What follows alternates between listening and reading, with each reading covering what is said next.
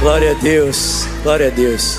Pai, nós te louvamos pelos dízimos e as ofertas que foram depositadas em tuas mãos, e nós oramos para que com sabedoria eles sejam administrados, para que o teu reino cresça, para que o órfão, a viúva, o necessitado sejam socorridos, e que a tua palavra continue a ser pregada nos quatro cantos da terra. É o que nós oramos e agradecemos em o nome de Jesus, e quem crê diga amém. Antes de você sentar, dá um abraço quem está pertinho de você, diga para ele: que bom que você veio. Glória a Deus. Pode se assentar, por favor.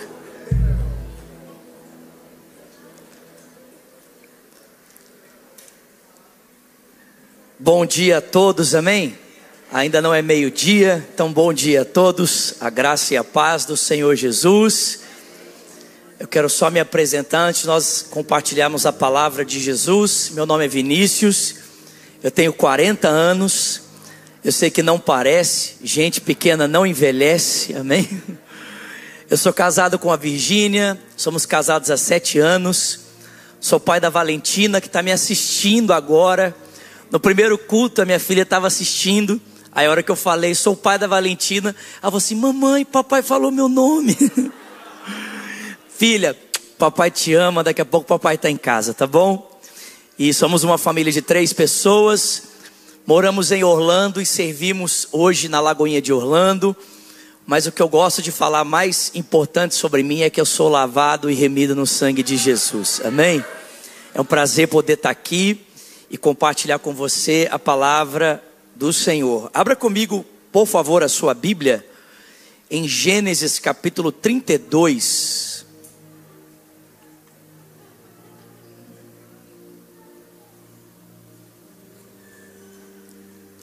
No primeiro encontro, eu preguei uma outra mensagem. Depois, se você quiser, ela vai estar no canal do YouTube aqui da Lagoinha de Boston. Eu preguei o tema Senhor, ensina-nos a orar, no primeiro encontro. Então depois, se você quiser, você pode assistir. Nesse segundo culto eu senti de compartilhar uma outra palavra. Eu quero falar sobre o Deus de Jacó, amém? Gênesis 32, a partir do versículo 22 diz assim: naquela noite Jacó levantou-se, tomou as suas 2 mulheres, suas 2 servas e os seus 11 filhos, e atravessaram o val de Jaboque. Depois de havê-los feito atravessar o rio, fez passar também tudo que possuía. Então Jacó ficou sozinho, e um homem lutava com ele até o amanhecer. Quando o homem viu que não podia vencê-lo, tocou-lhe na articulação da coxa, de forma que a deslocou enquanto lutavam. Então o homem disse: deixa-me ir, pois já vem o amanhecer. Jacó, porém, respondeu: não te deixarei ir, a não ser que me abençoes. O homem lhe perguntou: qual é o seu nome? Jacó, respondeu ele. Então o homem disse: seu nome não será mais Jacó, mas sim Israel, porque você lutou com Deus e com os homens e venceu. Jacó prosseguiu: por favor, diga-me o teu nome. Ele, porém, respondeu: por que perguntas o meu nome?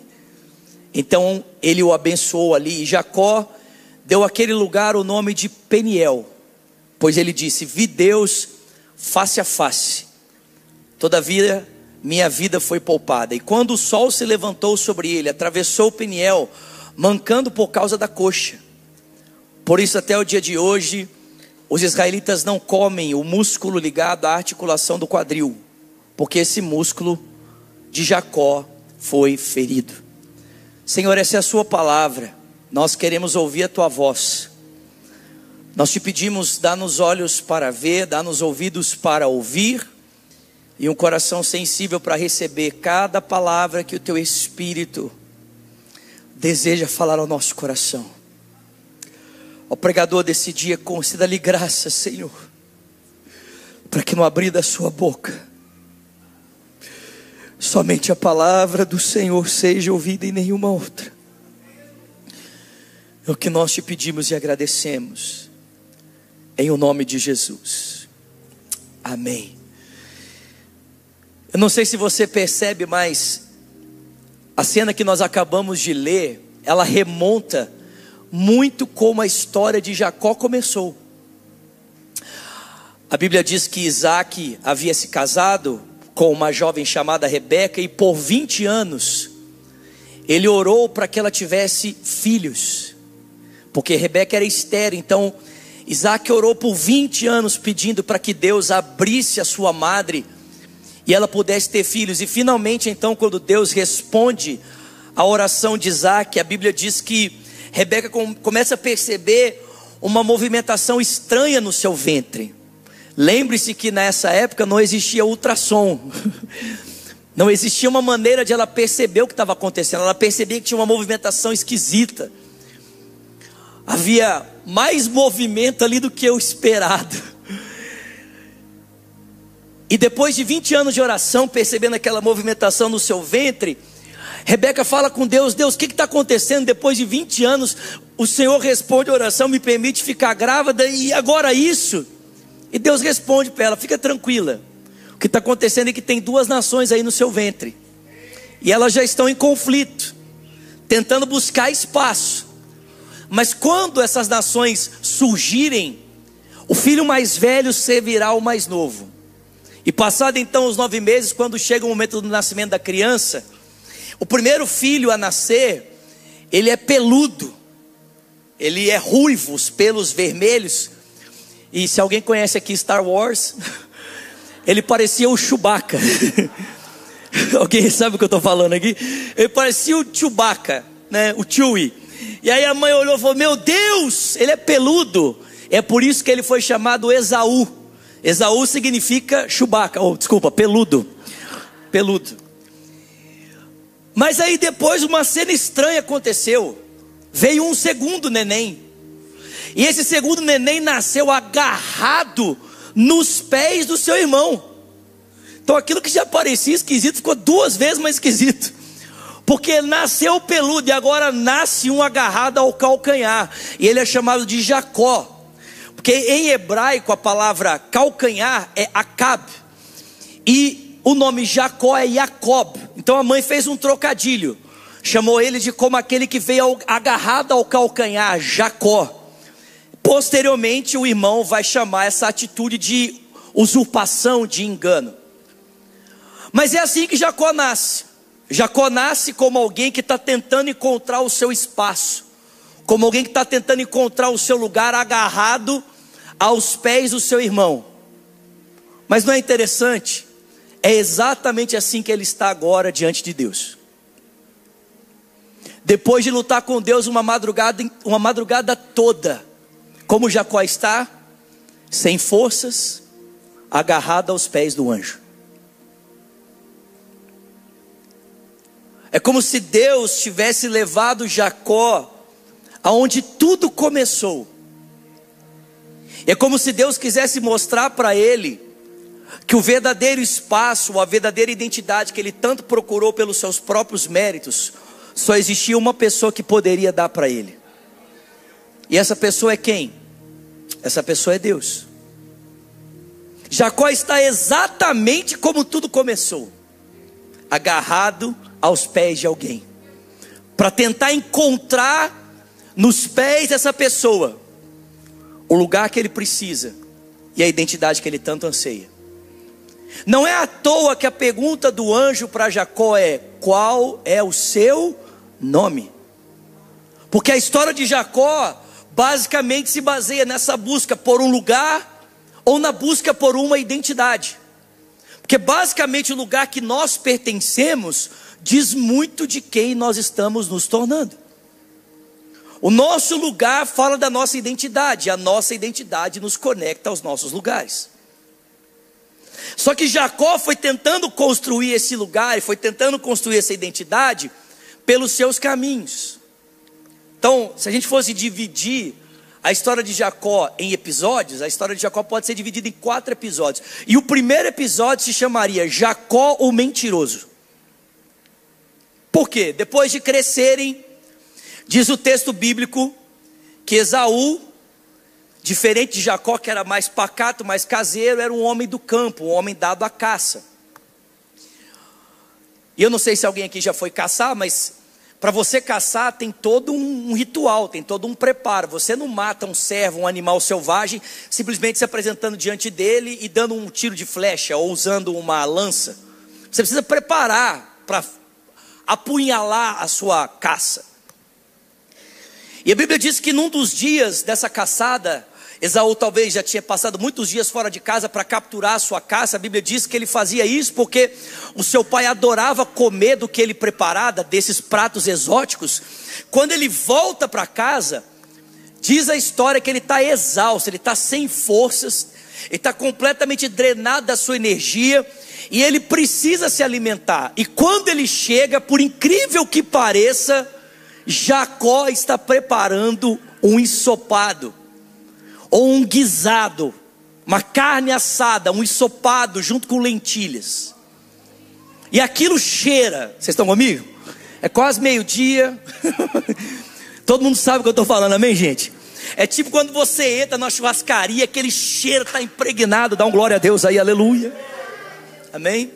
Se alguém quiser me levar para almoçar, fica para a próxima, que hoje eu vou ter que sair correndo, amém? Imagina Esaú morto de fome entrando na casa. Em outras palavras, o que Jacó está fazendo? Jacó está transformando o caçador na caça. É como se Jacó tivesse estudado Esaú por muito tempo e ele tivesse preparado o momento preciso para alcançar o que ele tanto desejava. Ele sabia exatamente como Esaú ia chegar e sabia exatamente como o cenário precisava estar para manipulá-lo. Então Esaú, depois de chegar de vários dias de caça, exausto, cansado e com fome, está lá o Jacó, preparando o ensopado. E aí Esaú chega e fala assim: eu estou com fome, eu preciso comer, me dá um pouco dessa comida. Imagina o desespero desse menino. E aí Jacó fala para ele: claro, te dou tudo que você deseja, mas antes me vende o seu direito de primogenitura. Fica claro pela história de Esaú que ele não valorizava muito essa questão do nome, essa questão da primogenitura, de levar o legado da família, pela profissão e pelas escolhas que ele ia fazendo. Jacó se importava muito mais com o direito da primogenitura, com a bênção do pai, do que o próprio Esaú. Então Esaú fala para ele: pode pegar, fica tranquilo. De que me adianta esse direito de primogenitura se eu estou a ponto de morrer de fome? E a Bíblia diz que assim Esaú desprezou a sua primogenitura. Mas basicamente o que Jacó está fazendo é armar aqui uma mesma cilada como seu irmão armava, para conseguir o que ele tanto desejava. A Bíblia diz que passa um tempo, Isaac, o pai dos meninos, está velho, está cego, e ele quer deixar tudo preparado antes da sua morte. Então ele chama Esaú e fala para Esaú: Esaú, vai lá meu filho, caça aquele servo, prepara aquele guisado que o seu pai tanto gosta, e volta para que eu te abençoe antes de falecer. Só que a Bíblia diz que por trás de uma porta tem uma mulher ouvindo. A Bíblia diz que Raquel está ouvindo. E ela ainda se lembra das palavras que ela ouviu da parte de Deus, quando Deus disse para ela que das nações que surgiriam, o mais velho serviria o mais novo. E então Raquel, querendo ajudar a Deus no cumprimento do seu propósito, como se Deus precisasse da ajuda humana para fazer a sua vontade, ela arma juntamente com Jacó agora uma arapuca para o seu pai. E a Bíblia diz que ela vai fantasiar Jacó de Esaú, preparar o guisado, para que Jacó se apresente agora ao velho cego, para que engane agora não mais o irmão, mas engane o pai. Só que o pai, conhecendo um pouco do histórico do filho, vai submetê-lo a testes. O primeiro teste que o pai o submete é o teste da audição. Quando Jacó entra, ele fala poucas palavras. O pai, percebendo que a voz não era a voz de Esaú, pergunta: quem está aí?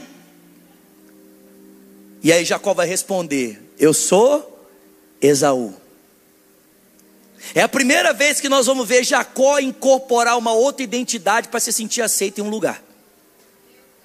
Para que ele pudesse ser recebido pelo pai e ter a bênção do pai, ele precisou ser quem ele não era para ter acesso ao que ele não tinha. Aí o pai fala: é esquisito, a voz é de Jacó. Chega mais perto. Quando Jacó chega perto e estende a mão estava coberta com os pelos dos animais que ele havia entregue à sua mãe para fazer o guisado. O pai apalpa e fala: engraçado, a voz é de Jacó, mas o pelo é de Esaú. Aí o pai pergunta: você trouxe o guisado? Ele fala: trouxe, mas foi rápido. E aí ele usa o nome de Deus. Ele fala: não, o Senhor teu Deus me abençoou para que eu fosse eficiente na minha caça. Então ele não só está enganando o pai para ter acesso, se tornando algo que ele não é, mas ele também está usando o nome de Deus para legitimar a sua mentira. E ele apresenta o guisado, o pai come, e como se ainda houvesse uma certa suspeita, o pai fala: chega perto. E quando ele chega, o pai o cheira e fala assim: uau, o cheiro do meu filho é como o cheiro dos lírios do campo. Gente, ele está cheirando os pelos do animal e está falando que o cheiro do filho é como os lírios do campo. Esse pai está com problema de olfato, sim ou não? E ele abençoa Jacó. E Jacó então sai levando do seu irmão um direito que não era dele. E quando o irmão chega, então, a Bíblia diz que ele descobre que ele foi enganado por Jacó, que agora o enganou 2 vezes, e por isso ele é chamado pelo irmão de usurpador. E isso, gente, vai despertar uma fúria em Esaú, que vai dizer o seguinte: quando meu pai morrer, isso não vai demorar muitos dias, eu resolvo essa história, eu vou matar o meu irmão Jacó. E mais uma vez Raquel está por trás de uma porta. Parece que essa gostava de ficar por trás das portas, amém? Ouvindo conversas. E ela fala para Jacó: o negócio é o seguinte, se você ficar aqui você vai morrer. Então volta para a casa dos meus parentes em Padã Arã e busca ali para você uma esposa. E aí vai se abrir o segundo episódio da série O Deus de Jacó. Qual é o segundo episódio? É Jacó o fugitivo. É Jacó precisando fugir agora para se livrar da morte, do desejo de assassinato de Esaú. Mas a Bíblia diz que fugindo, e só para vocês terem uma ideia, da casa dele até a casa do seu tio Labão, era mais ou menos 780 quilômetros. Não era um trajeto curto. Talvez Jacó tenha levado entre 6 meses ou talvez 1 ano para chegar lá. Depois de muitos dias de jornada, Jacó, que era o pacato, o menino da casa, está se sentindo sozinho, abandonado. E a Bíblia diz que ele para numa cidade chamada Luz. Sabe o que Luz significa? Abrigo. Jacó estava querendo encontrar um lugar para pertencer, mas o lugar que ele pertencia não servia mais, lá ele morreria. Ele precisava encontrar um outro lugar, mas a jornada ainda não tinha acabado. Então no meio daquela jornada ele tenta encontrar um lugar para pertencer. Ele para em Luz, põe uma pedra debaixo da cabeça. Ali ele não tem Rebeca, ali ele não tem Raquel, ali ele não tem ninguém, ele não tem a sua mãe, não tem a sua família, ele está desamparado. Mas quando Jacó se percebe aparentemente desamparado, ele descobre uma coisa importante: todos podem ter o abandonado, mas Deus tinha marcado o encontro com ele. Deus aparece para Jacó, e Deus então o convida para fazer parte da sua história. Mas Jacó ainda não conseguiu entender muito bem de que maneira essa história de Deus vai se desenrolar na história dele. Então ele entra em barganha com Deus. Ele fala: Deus, se o Senhor fizer tudo o que eu quero, eu vou te dar o que o Senhor deseja. Vou te pagar o dízimo. Como se Deus pudesse ser instrumentado pelos desejos que Jacó tinha de ambições do seu coração. E aí a Bíblia termina essa cena então e vai se abrir o próximo episódio, que é Jacó chegando na casa de Labão, o seu tio. E esse episódio chamaria Jacó o exilado, porque mesmo na casa do seu tio, Jacó continua não se sentindo pertencendo àquele lugar. Quando Jacó chega na casa do seu tio, diz a história bíblica que ele vê Raquel, se apaixona por ela, e depois ele vai se apresentar para Labão. E ele conta para Labão toda a história dele. Vocês estão comigo? E ao contar toda a história dele, Labão responde assim para ele. Olha como Labão responde: você é carne da minha carne e osso dos meus ossos. Em outras palavras, o que Labão está dizendo? Depois de Jacó contar que enganou o irmão, que enganou o pai, precisou fugir, tudo que ele passou para chegar na casa de Labão, Labão olha para ele e fala assim: gente, não é que a gente parece. Porque você tem que lembrar que esse Labão aqui é o cara que quando Rebeca foi escolhida para ser esposa de Isaac, tentou enganar o servo de Abraão para se aproveitar dele. Então o Labão olha para o Jacó e fala assim: opa, encontrei alguém que é como eu. Em outras palavras, o que Deus vai fazer? Deus vai colocar Jacó diante de alguém que é como ele, para ele entender como ele funciona.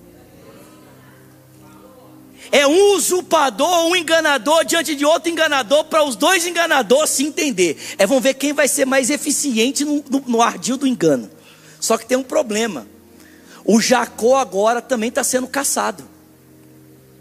Por que ele também está sendo caçado? Porque ele se apaixonou por Raquel. E ele está cego de amores. E Labão vê nessa possibilidade do amor cego de Jacó a sua grande sacada para se aproveitar dele. Eu só abro um parênteses para você entender que a gente muitas vezes enxerga esse amor de Jacó como um amor altruísta, um amor abnegado. Mas, meus irmãos, na verdade o que Jacó tinha por Raquel era uma idolatria. Ele queria um lugar para pertencer, ele queria firmar a sua identidade. E por mais que ele tivesse roubado a bênção do pai, na tentativa de ser o abençoado, ao invés da bênção que o pai lhe deu se transformar em bênção na história dele, parece que ela havia se transformado em maldição. Jacó, após ser abençoado, perdeu tudo. Perdeu o seu lugar, perdeu a sua identidade, perdeu a sua história, e agora ele está tentando encontrar esse lugar na força do seu braço, por meio da tentativa de construir um casamento. Gente, casar-se nessa época significava ter status diante da sociedade, significava ter um lugar para pertencer, significava ter um nome. Em outras palavras, Jacó estava tentando usar Raquel para satisfazer os seus anseios. Raquel era apenas um meio e não o produto final. Vocês estão comigo aqui? E tanto fica claro isso, que quando Jacó termina de pagar os anos de serviço para se casar com ela, olha as palavras de Jacó para Labão. Ele fala assim: dá-me a minha mulher, porque eu quero me deitar com ela. Imagina você, quantos homens aqui que são pais de meninas, pai de menina, homem, pai de menina, imagina você, papai, assim como eu, ok? Minutos antes do casamento, o santo varão chega e fala assim: aqui, para de enrolar e me dá logo a menina que eu quero levar ela para a cama. Morre, né?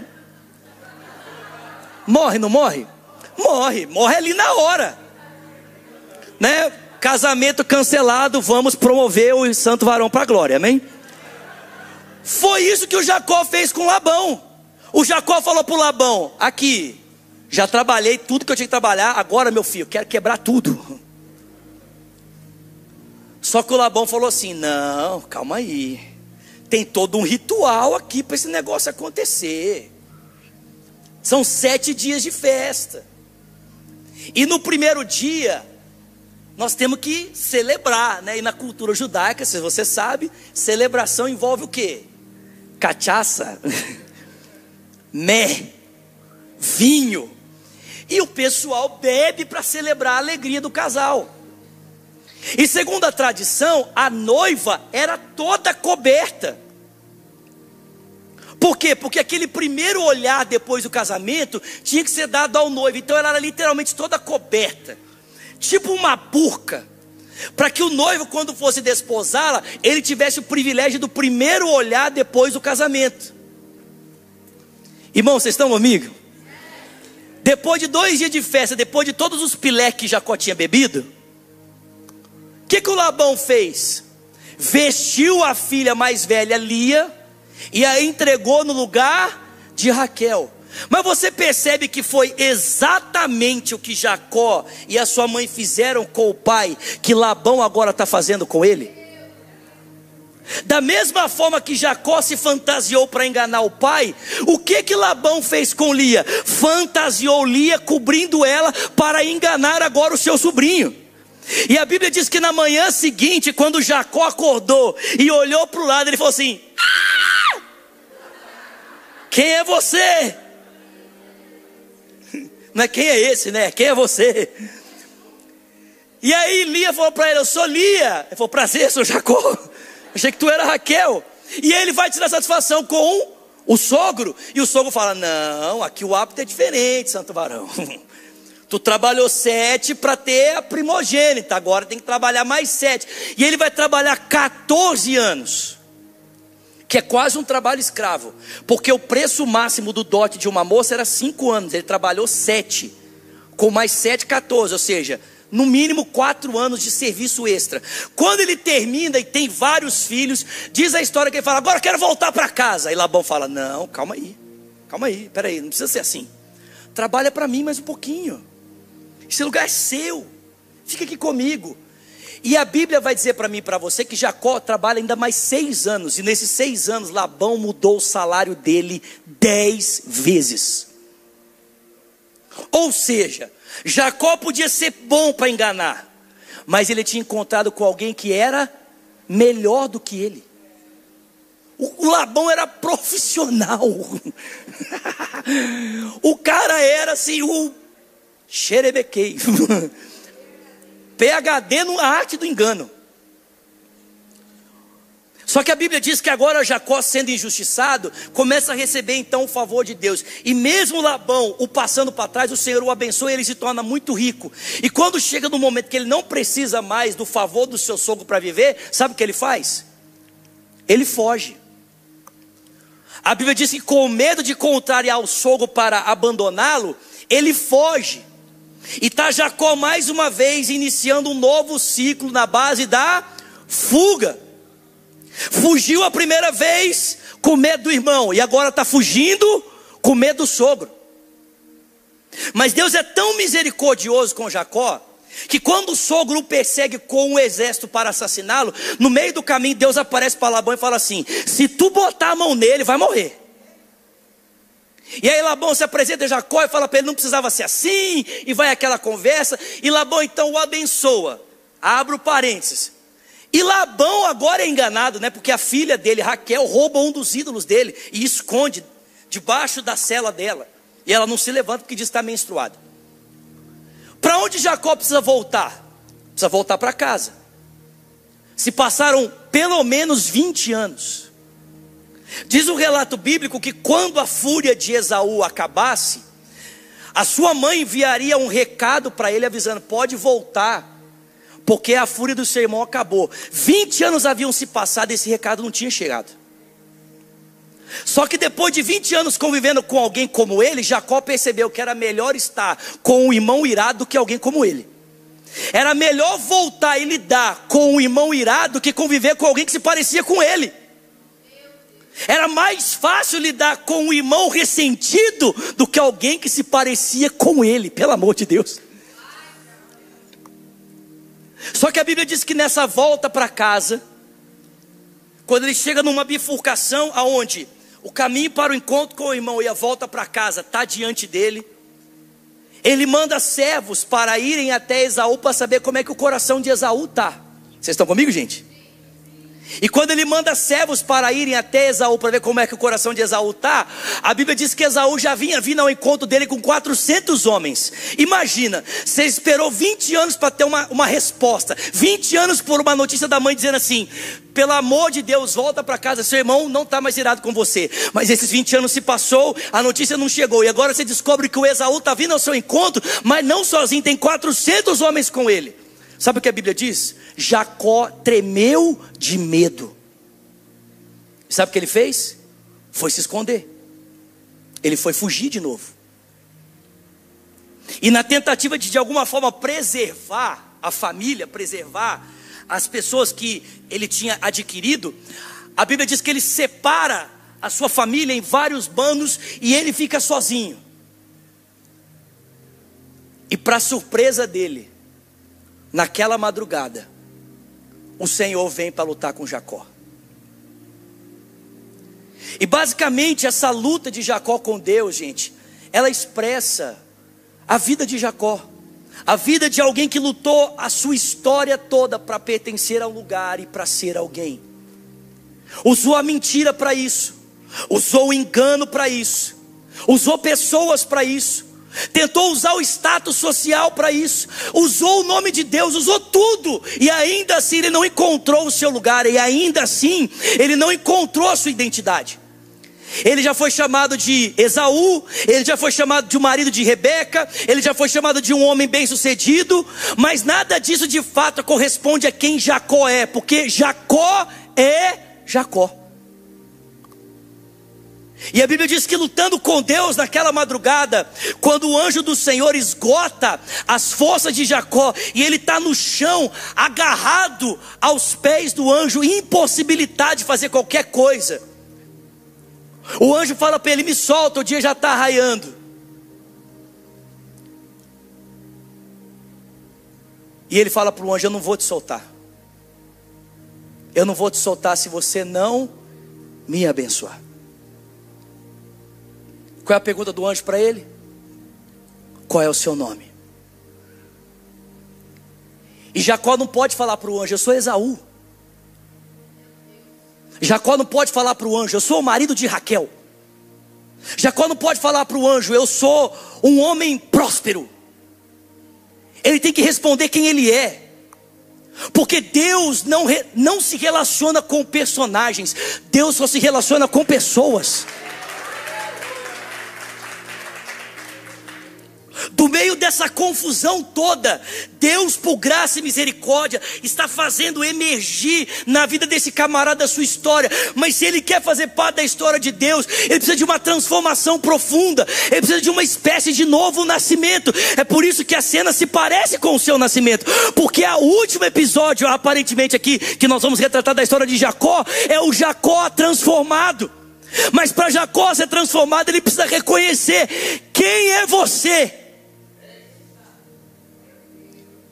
E ele vai ter que dizer para o anjo: eu sou Jacó. Eu sou Jacó. E o anjo vai dizer: é isso mesmo, você é Jacó.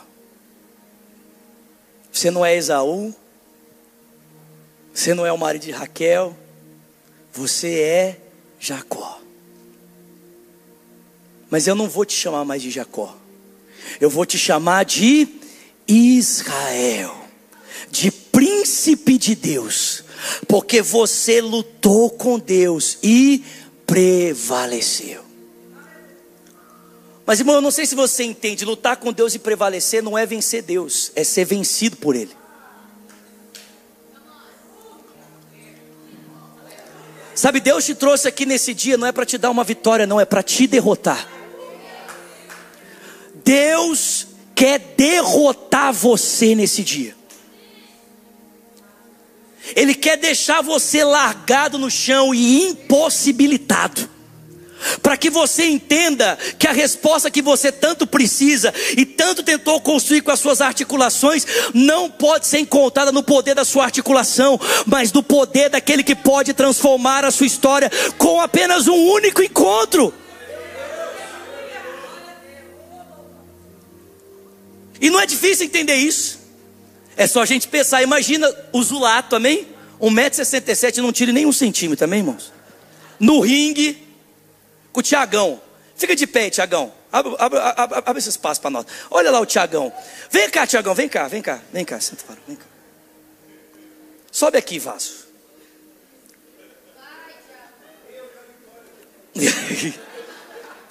Venha, vaso, venha. Davi e Golias, aleluia. Para o pessoal lá do fundo te ver, vaso. Venha, venha. Imagina.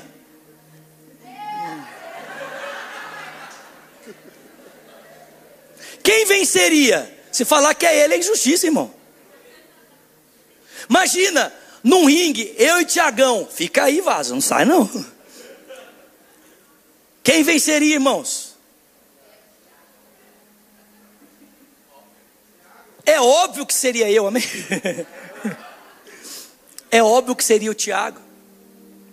Não tem nem o que pensar.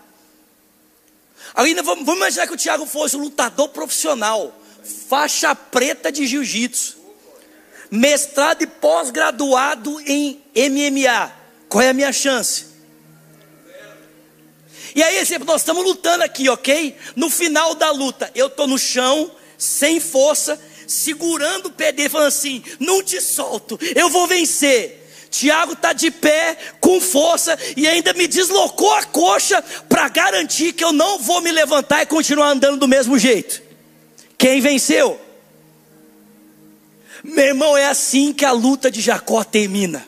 Jacó termina esvaído, segurando no pé do anjo e falando para ele: a única coisa que eu posso fazer é estar aqui agarrado no seu pé. Um dia eu agarrei no pé do meu irmão e não funcionou. Um dia eu tentei fazer isso de outra forma e não deu jeito. Mas se eu agarrar no seu pé, eu sei que você pode mudar a minha história. E ele suplica ao anjo: por favor, me abençoe. É a primeira vez nesse capítulo que Jacó vai orar. É que, reconhecendo a sua incapacidade, a sua insuficiência, ele vai clamar: faz por mim o que eu não posso fazer por mim mesmo. Faz na minha história, faz na minha vida o que eu não posso fazer por mim. Vamos aplaudir o Tiagão, por favor. Obrigado, Santo.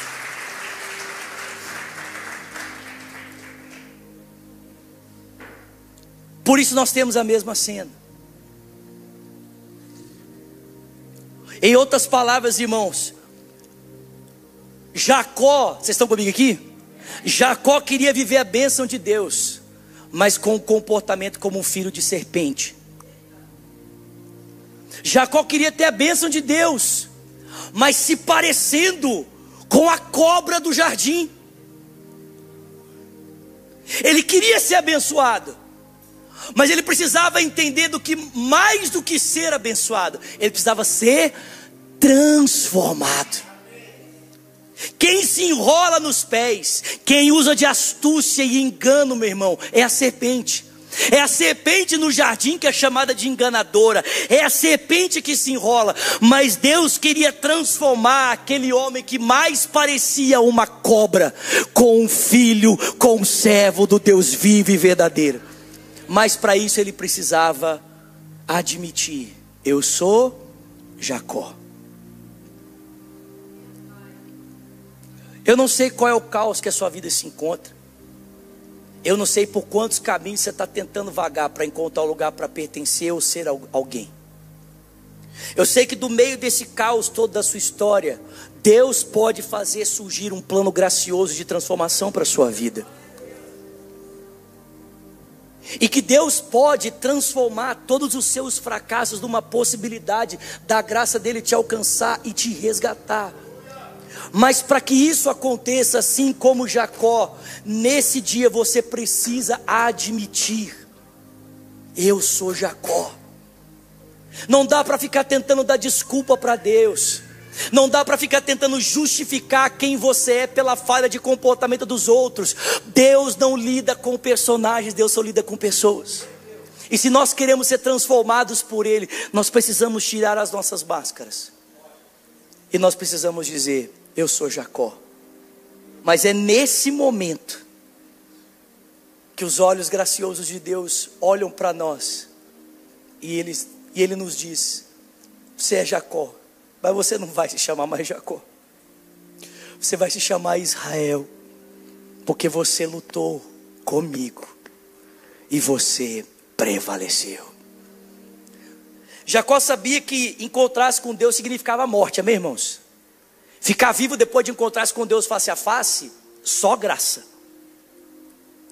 E é exatamente isso que acontece nas cenas posteriores. Quando Jacó vai encontrar com o irmão, ao invés de ele encontrar o irmão furioso desejando matá-lo, ele encontra o irmão gracioso o abraçando. E quando ele é recebido com graça pelo irmão, ele assimila aquilo ao que ele acabou de receber de Deus. Ele fala para Esaú: olhar para os teus olhos é como olhar a face de Deus.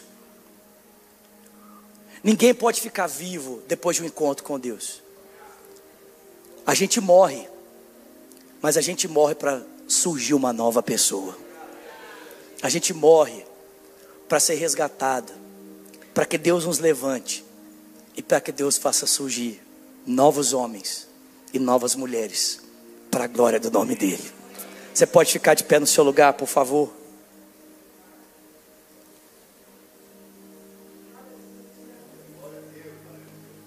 Esse é o Deus de Jacó. Mas Ele também quer ser o seu Deus. Ele também quer ser o seu Deus. Nós acabamos de cantar uma canção extraordinária. E ela diz que aquele que não tinha pecado, quem é esse que não tendo pecado, perdoou os meus pecados? Quem é esse que no lugar da morte, por causa da minha condenação, me oferece vida? Esse é o Deus de Jacó. O Deus que se encontra conosco no meio das nossas histórias, porque Ele quer transformar a nossa vida, quer mudar a nossa história, quer nos fazer encontrar nele um lugar para pertencer e uma nova pessoa para a gente se tornar. Quero que você feche os seus olhos, por favor. Seus olhos fechados, suas duas mãos sobre seu coração. Ore comigo nesse dia dizendo: Senhor Jesus, obrigado por me trazer aqui nesse dia. Diga: eu abro o meu coração e eu reconheço, eu preciso do Senhor. Diga: Jesus, transforma a minha vida. Diga: eu não quero mais ser a mesma pessoa. Diga: eu quero viver uma nova história, uma nova vida. Diga: Jesus, e eu que um dia andei nos teus caminhos, mas eu me afastei, eu me desviei. Nesse dia, arrependido, eu volto na certeza de que o Senhor me recebe. Seus olhos fechados, suas duas mãos sobre seu coração.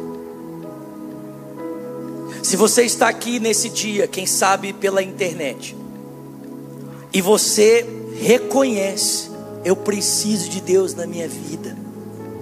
A igreja não é um lugar para pessoas perfeitas. A igreja é um lugar de pessoas imperfeitas, que reconheceram que precisam de um Deus que é perfeito. Você está aqui, você diz: eu preciso de Jesus na minha vida. Eu preciso viver uma nova história. A nova história que eu não posso construir com as minhas mãos, Deus pode me dar. É esse Deus que eu estou apresentando para você nesse dia.